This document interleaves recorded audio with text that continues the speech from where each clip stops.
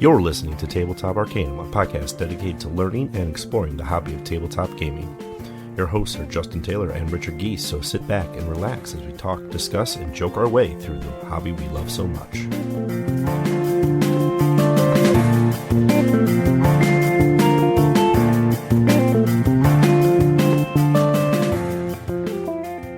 Welcome to Tabletop Arcanum. We're your hosts, Justin and Ricky, and today we're joined by Joshua Alan Doetsch.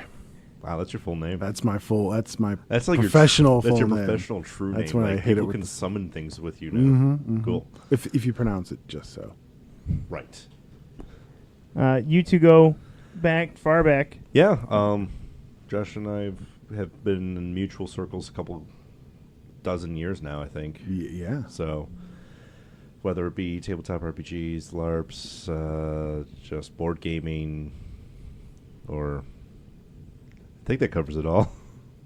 I think that's most of the circles. Or it's the I went to school with your sister. That's right. Because that's awkward. What?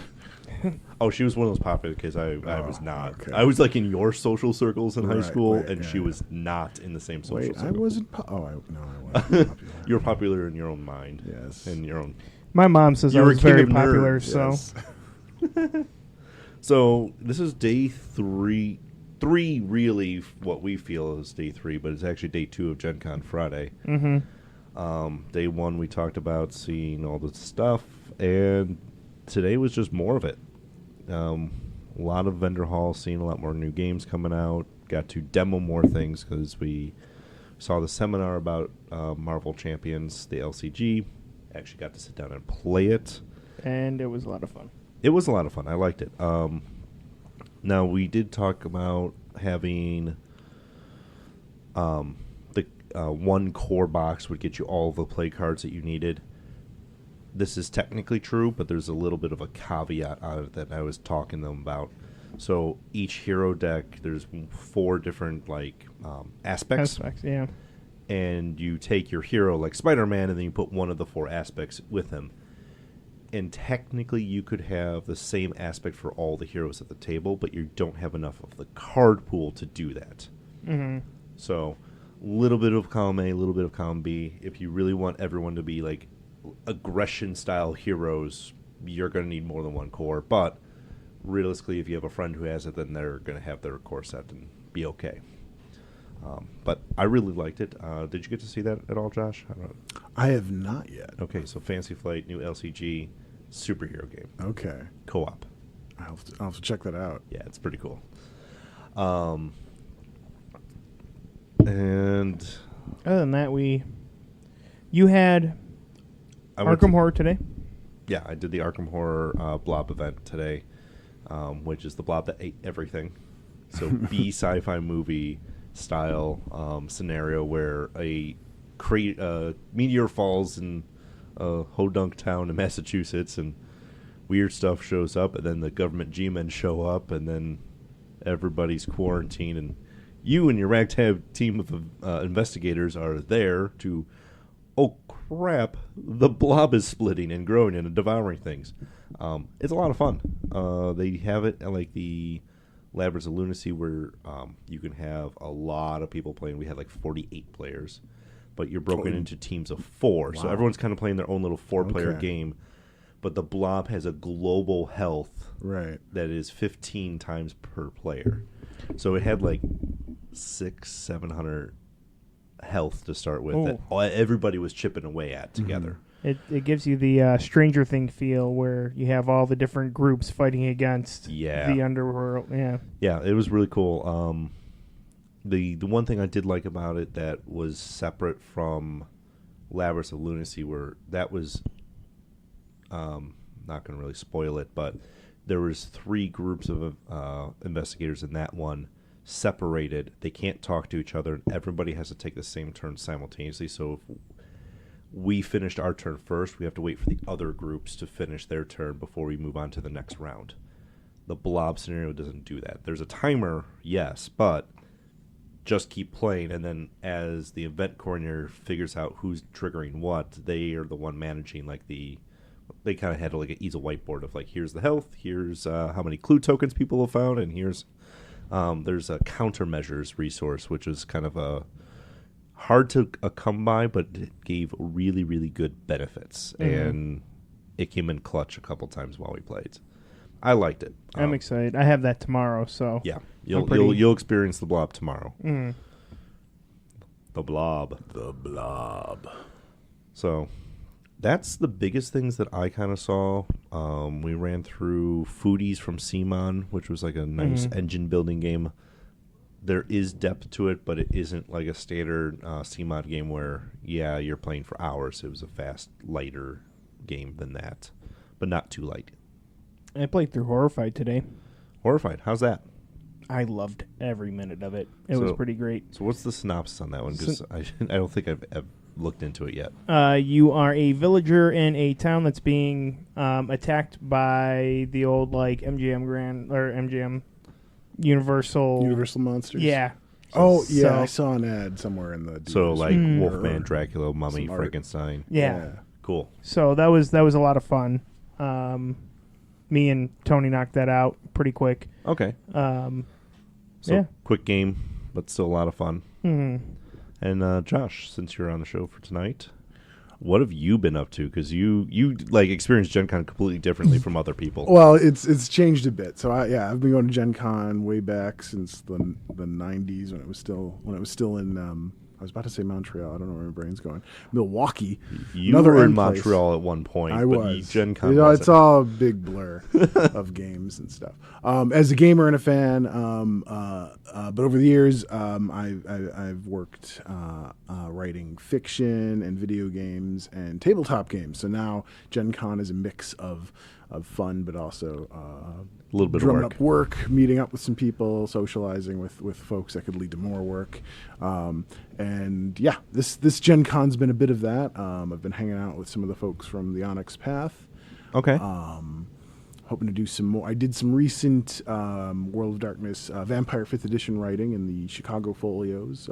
Okay. Which is an upcoming. It was a stretch goal on the recent Chicago by Night 5th Edition. I'm going to be doing some writing on Scarred Lands, which is Onyx Path's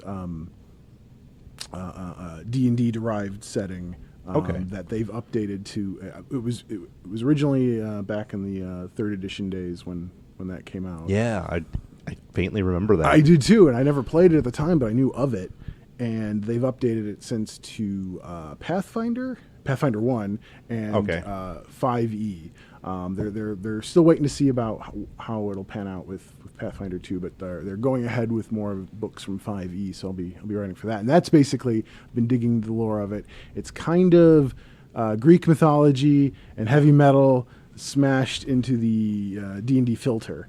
Okay, I can dig that. It's pretty cool. It does it doesn't do the actual Greek gods, but sort of equivalents. But it has the whole primal, scary titans, the younger gods rebelling and overthrowing them. Yeah. But unlike in a lot of settings where that would be like something that happened untold thousands of years ago, this happened like just over 100 years ago. So it's still kind of fresh. It's still fresh. The world is still, that's why it's called Scarred Lands. It's still physically and metaphysically messed up. There's like a whole ocean that like just bleeds because a titan was chopped up in it. That's cute. If you're one of the longer-lived races like an elf or a dwarf, you might actually freaking remember this war and how terrible it was, and like you never want to go back to that again. But the gods have more or less taken over, and the world is relatively new under that regime. Okay, that's awesome. I'll have to check that out. And it's got some of the classic D&D races, but in forms that are a little bit different histories and things. And then some other races that are unique to the setting. That's awesome. So, we did Pathfinder last night. Okay, cool. And tried out the 2nd edition rules. And how was that? They're nice. I have not. I have to like dig through the book to really absorb it. It looked like a meaty book. It's just a few pages. But Pathfinder 1 was like that too. But a lot of it's because they put like the players, to use D&D terms, the player handbook and your GM DM book kind of smashed together. So right. So Pathfinder kind of puts it all in one universal book, and then you get the bestiaries for all your monsters after that. Cool. One of the things I was digging is you get 3 actions around, and pretty much if you take a swing, that's an action. If you activate a power, it may take 1 or 2 or possibly 3 actions depending on what ability it is. You can run 3 times in a row. Right. To get clear across. So it's kind of like board. you get 3 actions. What do you want to do? Mm-hmm. And then everybody has 1 reaction per round too. Okay. But so they got rid of a lot of that Pathfinder, like, oh, there's a bonus action, reaction, fast action. Right. They got away with that and just went, okay, you have 3 actions. Some things will cost you more than 1. I like that. What I really dig personally is the reactions are unique to classes in a way. Okay. Martial characters are the ones that get your attack of opportunity ideas. You move out of my space, I get to take a swing at you. Mm-hmm. Spellcasters get counterspell. They don't get attack of opportunity. So, like, a wizard, you run away from a wizard, they're not going to, like, hit you with their staff. Right. Where a fighter would. So I kind of dig that they kind of kept the reactions very similar in scope. One of the other things that was interesting was, and I didn't know about this going into it, is the crit success and the crit fail. So you get, let's say the AC is 15. Mm-hmm. You hit on a 15, but if you get, with your roll and modifiers, 10 over that, so 25 in this example, now you've critted. Okay. And you'll do double damage. But on the flip side, if you did 5 or less, you now have a crit fail. Okay. So nat 1, nat 20 don't necessarily are an auto hit or auto fail. They do bump you up or down a tier if it is a nat 1 or nat 20, so that there's that still 5% chance of, like, yes, it's a hit. Even if you add it up, you're not 10 over with a nat 20, it will make it a crit. So typically, yes, it will be a crit, but it's not a guaranteed thing anymore. So it's neat. I think it takes a little bit more crunch, a little bit more math, but Pathfinder's always been in that realm. Compared to like D&D, where they like stripped down the number system and went, add this and this, and you're done. Right. So I like it. I'm definitely picking up some books and digging into them a little bit more. Yeah. So, has there anything been announced or anything that you've seen here that you've been like super jazzed about? I mean, most of the announcements I've seen have been Onyx Path related, but fair enough. But so recently Scion came out, second edition of Scion. Yeah, where you play Children of Gods in a modern world. And I've looked at the books for that, and that's interesting. They've announced some new books coming out for that. One is Masks of the Mythos, where they're going to add a mythos, a Cthulhu mythos pantheon. Not as a hard part of the meta plot, but like a little side edition. You want to add it, you can do this. Right. You want to add it or play just that. I'm excited about that. But you and me go back and Cthulhu, Arkham. And they have another one. I'm blanking on the title, but it's dragons, basically. Right. And that's, I believe you might look like a humanoid person, but I believe you can turn into a bus-sized dragon or something like that. Bus-sized dragon. And they're not the gods or the children of the gods. They're their own kind of separate thing. They've been doing their own thing. If I remember right from the meta plot, like the gods themselves hunted and slew the dragons. I think so. So the dragons and are probably then not. These are the ones that like got away or came back or something. Something. I don't know all the details. I don't know if you're like descendants of those dragons or if you're like a mixed human something, if it's in your blood, but they've survived in some way. My great pappy was a dragon. Right. But yeah, I'm trying to think what other. Yeah, Scion for like, it came out a long time ago. The first edition. And I don't remember where the timing was, but like then the Percy Jackson books and movies kind of came out, and that was like, this is Scion in like a teen format, right. Harry Potter so it's Scion. very much like whenever I describe Scion, like think Percy Jackson, but now modern and like more mature. One thing that's changed in the second edition that's big, besides the system's completely overhauled. They made a whole new system called the Story Path system that is going forward for a bunch of their games, and it's a very versatile system because it has this scale system, which isn't just size, it power, speed, whatever, that makes the system easy to go from human to god, from a beer can to a building. It covers all these things because Scion covers a wide power range depending on what stage of the game you're playing. But besides the rules, a big change in the Scion setting itself is that it has a setting. And the other one, it was just kind of, there's gods, but it's our world. And I think they were just banking on the old, kind of World of Darkness classic. Not that it took place in the World of Darkness, but just the idea that you have there's magical things, but they're kind of in the shadows. But they're in the shadows. People don't really know. In Science Second Edition, people do know. The religion, these dead religions never died. So you're in America, you're walking down the street, you have roughly the same history that got you to this point, but instead of seeing 3 Christian churches, you might see a Christian church, Church of Odin, Church of Dionysus. Right. And it's not like everyone just sees the gods all the time. You might never see one, but you maybe know someone who knows someone who knows someone. And at first it seems like, well, would the world be even recognizable? Would it just be such a huge twist in history? But not that much. Like I can think of family members who have told me like this miracle happened to this person that they knew, based on one particular religion. I mean, this is just kind of mixing that up a little bit higher. And the people kind of they know these, or they kind of know. Some of them might still kind of disbelieve or be like, I don't know about that. But like, it's like, oh yeah, okay, Odin's real. And, the troll's dead, but I got to go back to work tomorrow. The mundane world kind of just sucks you back in. It's like I know that stuff, but what's it going to do for me? But that's a big so when you're a Scion and you're doing stuff, you're getting famous. You might be on social media. It's what you do kind of echoes in that world, and it's not hidden like World of Darkness, which is nice. Which is an interesting change. That kind of gives it that it brings you back. It almost feels like it's reality where you have that that connection to our worlds as it is right now. Right. Yeah. I can really dig that. Yeah. Mm-hmm. And I'm not even writing on Scion, but right. This is just a fun one to talk about.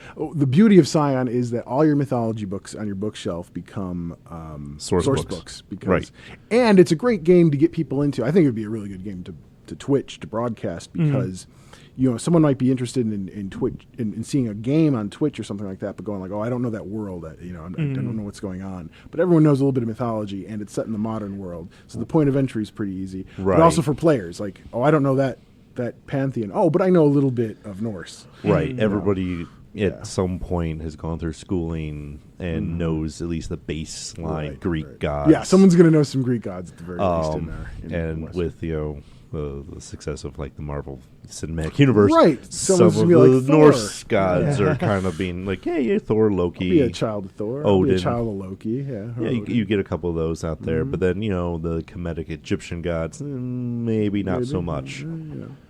But or maybe they've just seen American gods, and I was going to say American gods is more like. I think it's what like sold me on Scion way back in the day. Anyways, like I read that and went. And then this RPG came out from White Wolf. I was like, yeah, you play the Children of Gods. Yeah, they're still around, technically. And, yeah, one of them's your dad or mom. Mm-hmm. Oh, wow. Okay. Let's go on a crazy road trip. So, that's awesome. I'm really glad. Yeah, I'm itching to play some. I've seen so many games. I've done the ones through of pretty much, I think, every aisle in the dealer's room, and I'm just that's always the problem, inundated. Isn't it? Like, ooh, that's really cool, and then you turn around, ooh, that's really shiny. You can easily have decision paralysis, just like. Yeah, I've made it halfway through the dealer's room so far, and it's one of those you keep walking, and then you just get so enveloped in something real quick. I went by the. I love that the Chaosium table now is right next to or connected with the Lovecraft Historical Society table. Yes. Because they've linked up, because Historical Society recently did, they have their, I think it's Dark Adventure Radio. They do radio plays of Lovecraft stuff and some other stuff. I believe you're right. Yeah. I've listened to The Color from Out of Space from them. It was really good. But they recently did with licensed with Chaosium because it's Chaosium's The Masks of Nyarlathotep as a radio play. But did they? But then they also made this big box of props you can buy because they make awesome props. Like you can buy. They made. I don't know how much it is, but someday I want it. They made a version of Call of Cthulhu. So Call of Cthulhu is a nested story where it's written as if you just opened up a box and there's this guy's ramblings and then the things he found from someone and the things that person found from someone, and it's all in this box. They have a setup where you buy it and it's all those. It's just the box. It's just the box. That's the story. That's so cool. And as a GM, you just drop that in front of your players. I think it was really expensive, but it has all kinds of props and things. Like that. So they make awesome stuff like that. But they made a prop box for Masks of Nyarlathotep. I've never actually played that really famous campaign. Right. I haven't played it. I haven't run it. Now I think someday I want to run it, and I want to run it with the box of props. Yeah, there's a handful of episodes back we talked to Clovis from Studio Gate, who did Shadows of Esteren, and just came out with Fate Forge. Okay. And just talking with him, he was like, "Yeah, we play a lot of Call of Cthulhu, and we're running through Masks." I'm like, I'm really jealous because it's one of those. When you get outside the D&D trope, like classic dungeons, that's like I want to say one of the next ones you encounter. It is. It's also an excellent con game because it plays well as a one shot because the whole game set up to where like, well, I maybe don't get so attached to this character. So people play more daringly, right? And aren't disappointed if their character goes insane or dies by the time this one shot ends. So it makes for good con play. I played a good one last year. That was a lot of fun. I can definitely see that because like Call of Cthulhu is like you might want to think good job, you finished your first character. Right. Start thinking about your next character because we don't know when this one's how long this one's going to run. I think people accept some people are like I don't want to play pre-gen characters, which make a con game more feasible easy because you can just pass them out, and start playing instead of going through the creation process, which could take a whole session. But I think because Call of Cthulhu doesn't have any wacky powers or this or that. It's you're playing relatively mundane guys. So if you get this mundane person versus that mundane person, you're not necessarily all bummed out. You're like, I'll play that. This guy was a soldier, so he knows firearms. This person's a librarian. Yep. He knows books. And it's easy to get into in that way because it's not like, what does this power do? It's just like, well, I know I can lift a gun and shoot it, and if someone needs to tell me the specifics on that, but otherwise, exactly. I'll die.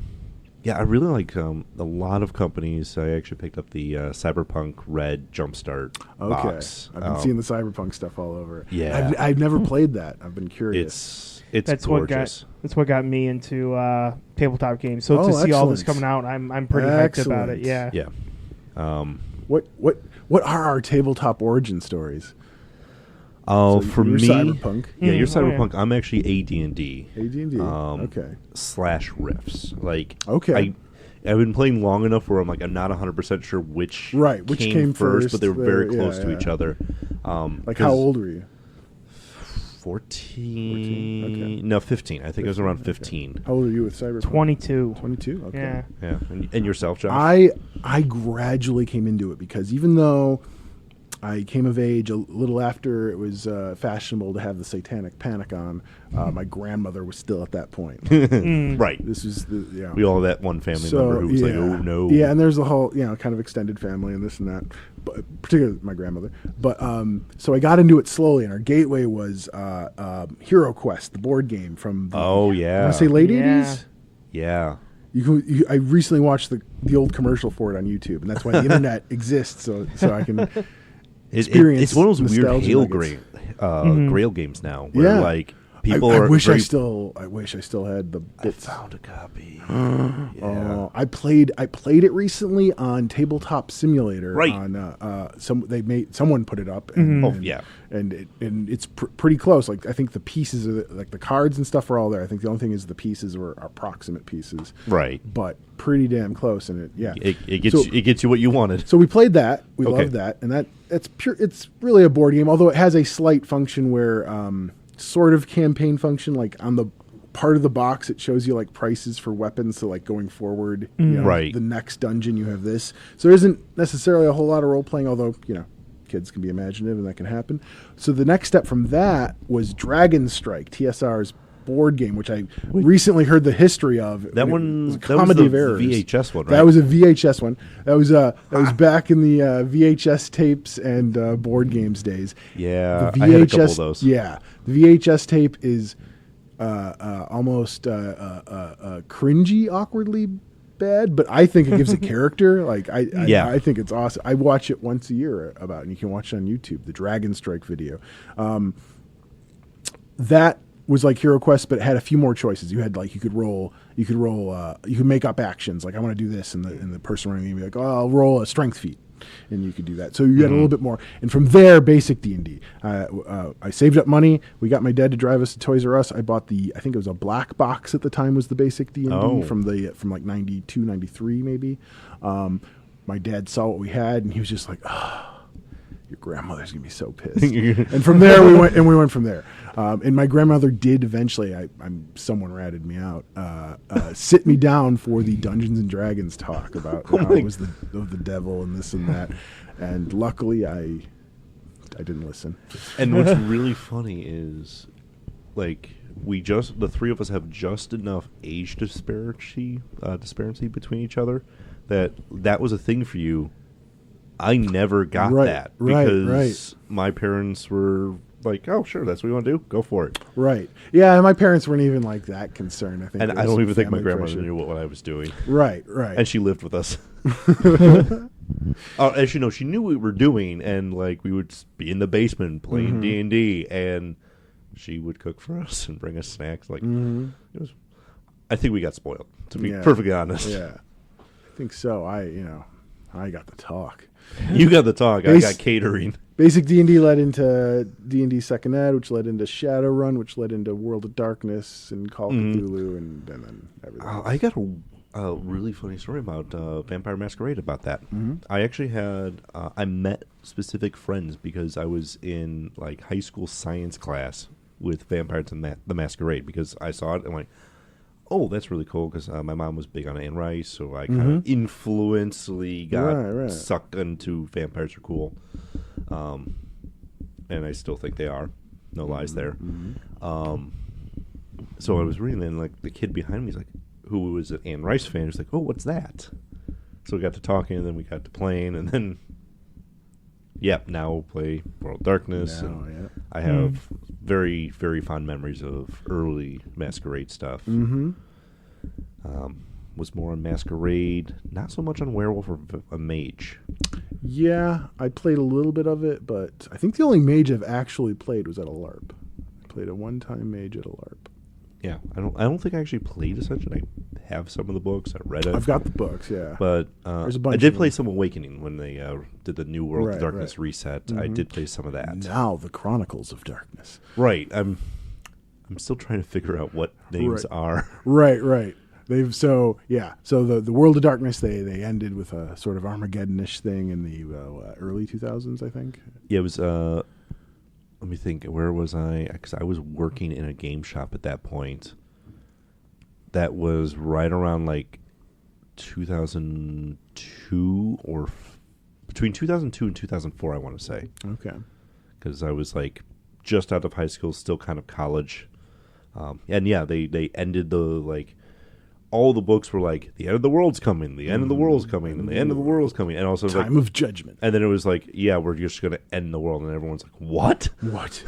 And then they made the New World of Darkness, which was kind of a reboot, similar things. Got rid of a lot of the meta plot and just kind of made their own new plots, but with some similarities.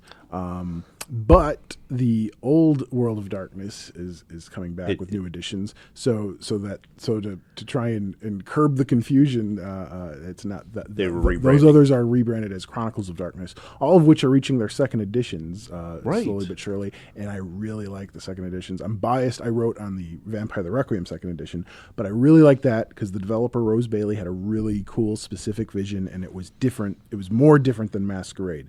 By second edition, they were like, we don't have to make this so close to that. Right. So there's a bit more distance. So that's actually one of the things that turned me off on Requiem when it first came out was too close. Too many recycled names that were either pretty much what you thought they were or not what they were at all, and then now you're really confused about what's what. Right. Now some of those names are still there, but they took things and they made it different. Now it's interesting with 5th edition Vampire the Requiem 2nd edition kind of became like a testing ground for some systems, I think, because Vampire the Masquerade 5th edition, which came out recently, borrows some of those mechanics. Yes. And it makes I think a nice mix of those mechanics with the Masquerade ones. We played that last year at GenCon, and that was a blast. That was a lot of fun. I came away just loving some of the fresher that was mechanics. a lot of fun. Yeah.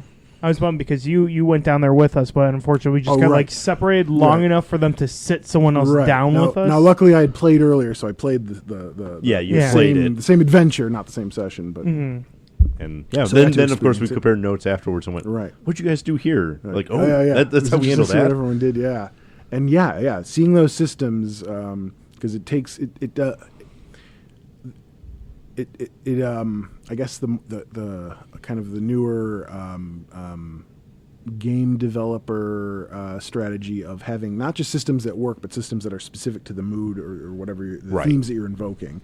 So there's like a hunger system where before you might just role play that you're hungry. It's ever present in the dice, and it's really reminding you that at all times, even when you're pretty well fed, there's always a chance that the snap. And it made some scenes really dynamic because it could go south really quick with a vampire getting upset and going berserk. I've seen it done a couple different ways. One of the systems. Have you played the Genesis system from Fantasy Flight or the Fantasy Flight Star Wars edition? I haven't. Okay, so I've heard of it. They have a really cool dice system in there where like you get positive dice for your attributes, your skills, or whatever you're trying to do, and then the GM will give you other dice that you roll all in one giant pool. Okay. The bad dice or challenge dice will cancel out successes on your good dice, and you kind of like you throw it all down, then you kind of like divide and conquer. Like, okay, this cancels that, and then what do you have left? And that's what gets narrated as your. Did you succeed? Did you not succeed? And then also to the next level, did you get an advantage or kind of disadvantage from it? Because you can succeed, but then succeed at a cost. Like you're trying. I think I used the example. You're trying to like hack open a door. You can succeed at a door, but then maybe trip security alarms that you didn't know were there, or like, it made a lot so stormtroopers are now alerted. Like, what the heck's going on? As like a DM or GM, it makes it being very semantic, like almost second nature, because it tells you like, no, they did good, but they did bad good, if you know what I mean. So you're like, okay. That's going to come back. Yeah, so... that's cool. They piloted that with the Star Wars franchise, and then they made the Genesis system, which is a very generic, open, like, what do you want to play? That's fantasy world, sci-fi... Which is a little like that hunger system that they've added in 5th edition, where the hungrier you get, the more of these red dice you roll, because those are your hunger dice. Right, your dice start swapping out. Your dice pool is just as big, but you have a much easier chance of if those red dice, like I believe if they crit or whatever, you get a success, but it's a messy success. Like, I intimidated that guy, but I ripped his, half his face off. Yeah, I punched him, and then his skull caved in. Yeah. I scaled the wall, but it looked like a lizard ran up that wall and someone saw me, whatever. Yeah, I know. I'm liking a lot of the new innovations that are coming out. Because I like what they did with the meta plot. Actually, I don't always like meta plot developments. I feel like there's a meta plot that's there, but it's in the background and it's easily forgotten. Yeah, because the game is it goes back to street level. Right. Much more like 1st or 2nd edition. Not with this haunting politics. stuff in the background, yeah. The meta plot part for like 5th edition Vampire, I would say they needed to do something if they wanted to set it in the modern world to like, yes, it's the same World of Darkness, yes, it's still Masquerade, but it's been 20 years. We got to kind of catch up what in modern technologies impacted what. So the end of the world didn't happen, although some of that kind of Gehenna is what it's called in the vampire mythology. But there was a sort of soft Gehenna, and they go into interesting ideas of like stuff happened. Yeah, cycles of ends and things happening and things like that. And actually, a really good handoff book. And again, I'm biased because I wrote a chapter in it. I'm sure you is the Beckett's Jihad Diary, which was originally when it was started was a V20. That was the Vampire 20th edition, which was not a new edition, or not a new edition in the sense that it overhauled rules. It just cleaned up some rules, and it was omnibus edition. It just threw everything in there, but didn't change because it was a kind of a nostalgia edition, but updating it a little bit for the modern world. Updating, rebalancing a couple things. Rebalancing a few things and putting everything in the book, so you have all those. I love the 20 editions. Yeah, and Beckett's Jihad Diary was started as a book for that, and then 5th edition happened in the middle of that development. So they took a new direction. Like make this book this sort of meta plot handoff. So, right. The bridge. Yeah, and there's interesting ways that they bridge some of the stuff. You see hints of the things that are going to start happening in V5 in Beckett's Jihad Diary, and it's a big, pretty book. I was going to say, the physical book is very pretty. Yeah, the Prestige like leather edition one, which is expensive, heavy book. Although I believe Onyx Path doesn't have a booth this year, but they have their distributing partners. I think it's some Indie Something Press. One of those has a bunch of those prestige editions, including Dark Ages 20th, Beckett's Jihad Diary, and a few others for 50% off, I believe, right now. Oh, wow. So what you're saying is I'm going to find you, Josh, tomorrow, and you're going to show me where that is, and I'm going to make some poor life decisions. Yep. I don't know if it's a poor life decision. It's life decisions. It's a book you could murder someone with if you had to. Well, that just sounds like home defense. So I'm pretty sure your wife will understand. I'm investing in my family's safety. Yeah. That's how I'm going to sell this one. So that's awesome. So tomorrow's plan, Ricky, you've got the blob. I'm really just going to be wandering around. Blob, and then we're hoping to hit the Lucas Oil Stadium. Yes, we got the game pass to go to the game library in Lucas Oil Stadium and play games on the field. Which that's a thing. That's cool. Yeah, that's a cool use of the field. They cover up the field and they literally roll the library out on it, and you just go out there and the tables everywhere and you check out a game. Yeah, that's awesome. Playing the game on a field, you get to feel all.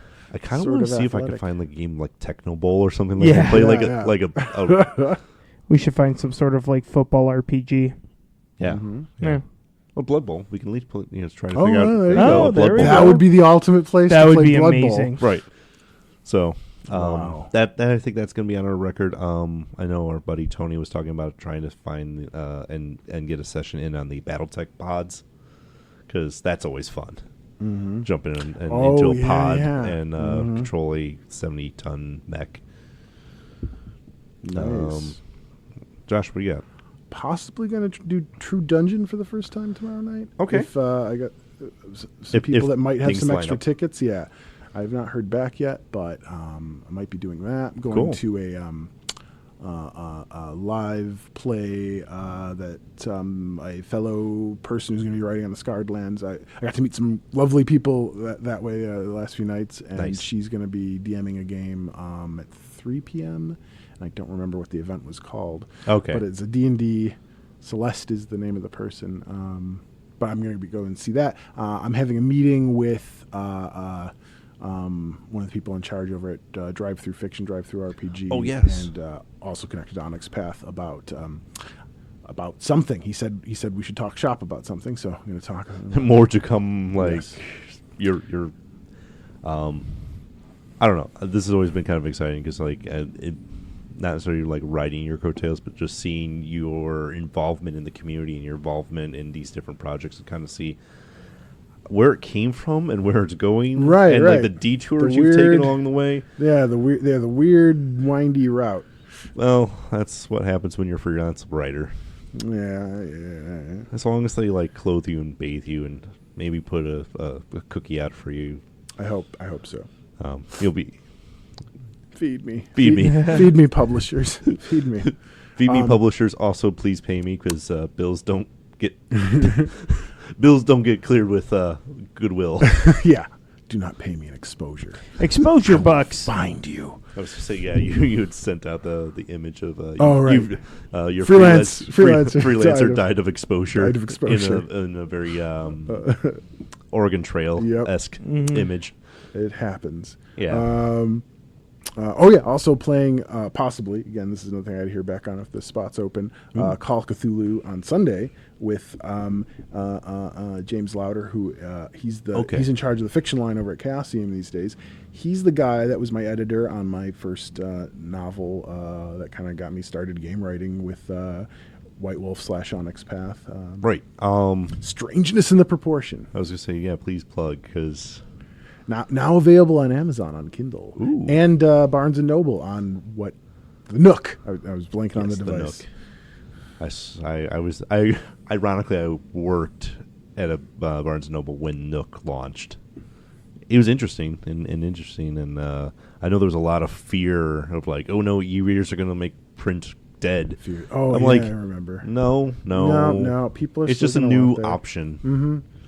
I had to warm up to it because I like books. I geek out over leather bound books with bookmarks and to get to smell mass of market. pages, all that romanticism of a book, and I still have it. But having moved overseas back and forth, moving a library of books is not. Oh my god, that's when I learned to love an ebook digital. Because I still in that way I don't. It's not every novel that I'm just going to quickly read or whatever. Do I need to have a physical book? Now it's like.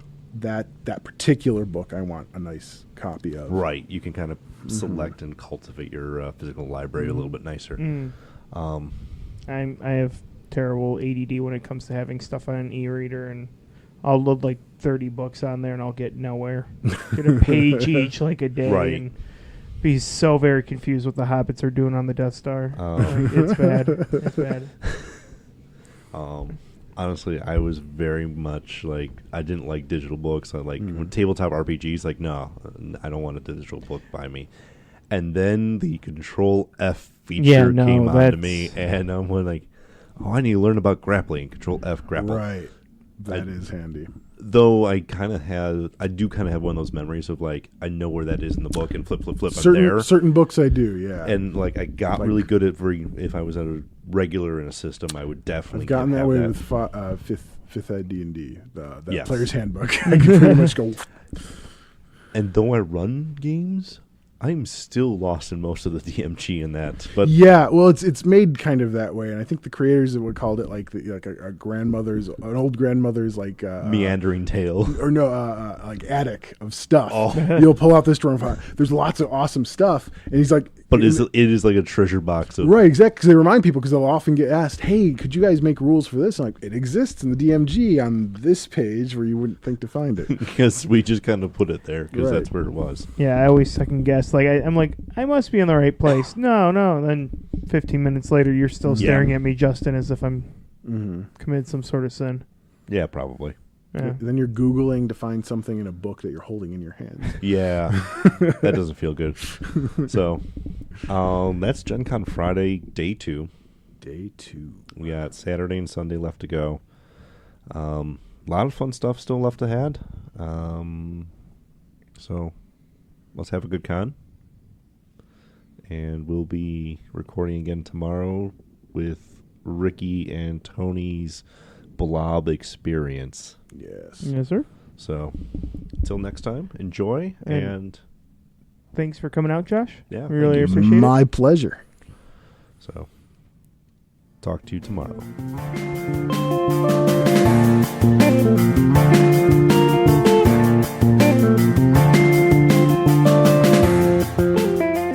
You've been listening to Tabletop Arcanum, hosted by Justin Taylor and Richard Geese, and featuring the original music by Paul Moore and Isaac Gilbert. You can follow us on most social media platforms. Please don't forget to like, subscribe, and leave us a review on whatever platform you listen to podcasts. As always, thanks for listening.